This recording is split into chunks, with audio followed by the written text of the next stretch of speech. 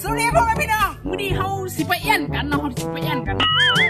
เขากินข้าวทุกวันแล้วเขาก็ไม่ได้ออกกำลังกายเลยมื้อนี้เขาได้ไปผ่านไขมันนิดนึงเขาได้เอี้ยนกันแล้วนั่นเอี้ยนข้าวกับผู้เพิ่นก็ไปเลยไปอาลูสองกว่าเพลงเขาเนี่ยฟินเอาไว้เงาคิดอยากให้แนงเขาอันเลยยินมาทุกคนค่ะอาลูไผ่นั่นมามันจะค้าไว้เนี่ยมันจะค้าพี่น้องเนี่ยมันจะค้านะ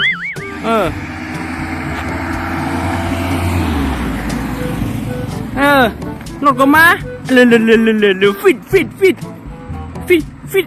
ไปเกินอ่ะผมเอ็นไม่ไหวหรอกจังซี่อ่ะนี่ก็เป็นบรรยากาศกลางค่ำเนาะพี่น้องเนาะหมอก5 โมง 6 โมงเนาะอากาศดีค่ะวันเฮาค่ะสดชื่นค่ะออกเอ็นแห้งกันค่ะประตูเอ็นดีนะตัวนี้พี่น้องตัวเอ็นพี่น้องอ่านลูก็ไว้ยังเปียกๆก็ว่านั่นด้วยหาดิเบ้เมียอย่างนั้นมาด้วยเมียก้นมาด้วยยันเห็นนั่นด้วยลูมาครับพี่น้องครับทำมันเดินแบบกันครับนี่ด้วยตัวอย่างการเดินแบบครับด้วยครับด้วยวิธีก็พอมาไปนะมันติออกข้างตากำเรินติดลมอันนี้ปุ่นหอมาเนี่ยล็อกไล่ยันทางเมียวเนี่ยเนาะพี่น้องก็ด้วยดีล็อกไล่ยันให้นี่ยันให้นี่มือครับกระจ้ำยันกันด้วยเลยตั้งเอวเลยตั้งเอียงเลยตั้งกลเลยตั้งจิกคงเลยหมดเลยวันนี้เขาจะมาเดินลองไล่กันเองมีอยู่หลายมิวที่1ด้วยนี่นะด้วยไหนคุณพ่อว่าเอียนแบบฮิวๆเนี่ยนี่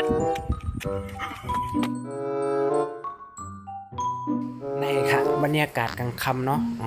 ข้าวนี่ก็เป็นข้าวเฮ็ดไทยเฮ็ดหน้ากันยาวครับพี่น้องมันก็ดีสดซื่น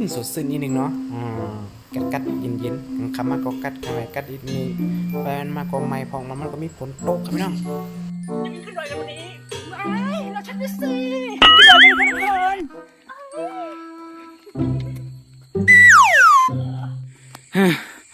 สอบถามร่างกายครับเป็นไงครับตัวนี้ครับรู้สึกว่ามันจะไม่วาดครับไม่วาดเลยไม่วาดยังไม่พอครับก็ฉีนะเอาขนาดพี่เท่าไหร่นะฮะคุณกวนหลงเขาค่ะว่าอย่างก็ได้ก็ลงหรือเปล่าในหมู่จุ่มเขาไหนคะซุ้มยาวเข่าดี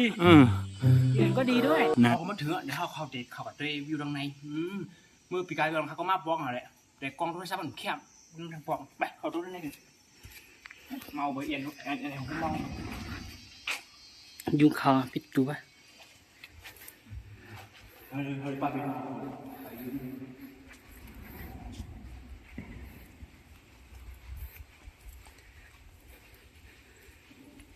เข้าไปพลาด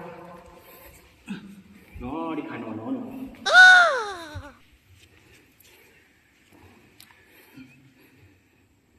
หลังจากที่เฮาไว้พลายาวเฮาก็ได้ป้าพี่น้องเขาออกกัดตัววิวทางนอกเลยเนาะเฮาก็ชมวิวพี่น้องอันนี้ก็โอ้ยมันเจอเวลาสร้างในวัดนี่โอ้ยหลายปีเมืองให้พี่น้องก็แปลว่ามันอยู่เหนือลอยครับเนาะปดตัวลงกว่านี่ที่หันทุ่งเมืองเป็นห้องว่าอำเภอวิงแหงนี่ครับเนาะไปเฮากับตัวจำกันนี่ค่ะตั้งนอกต้องได้เป็นหือเนาะข้าก็ยามมาเลยปีแล้วอยู่จะจำเพิ่นคันนี้ก็ค่ะบ่เพิ่มมานี่ก็มาเหลมาตัวเลยค่ะ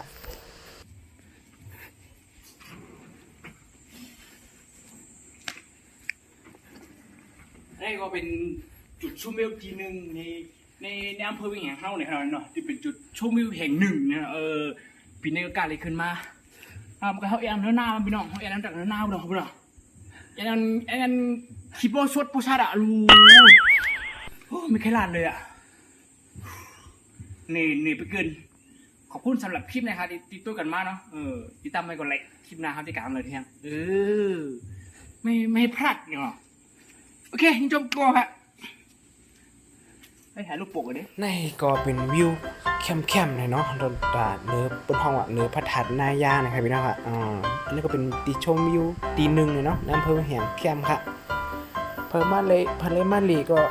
ตกตักมาเลยเนาะผมฮูตีมันแค่มันลีก็มาเลยค่ะอยู่ที่อำเภอแห่งนะครับมันก็ให้ปล่อยเองแล้วตรงหน้าบนขอบคุณสำหรับการติดตามขอบคุณกูก็ติดตัวกันมากเลยเนาะยิ่งดียิ่งจบกูก็ค่ะเป็นดีกี่วันกูก็ หลอดเพศหลอดด่านขึ้นอย่างมันสูงกูก็กูก้นเสียคำค้าเป็นน้องเสียงค่ะ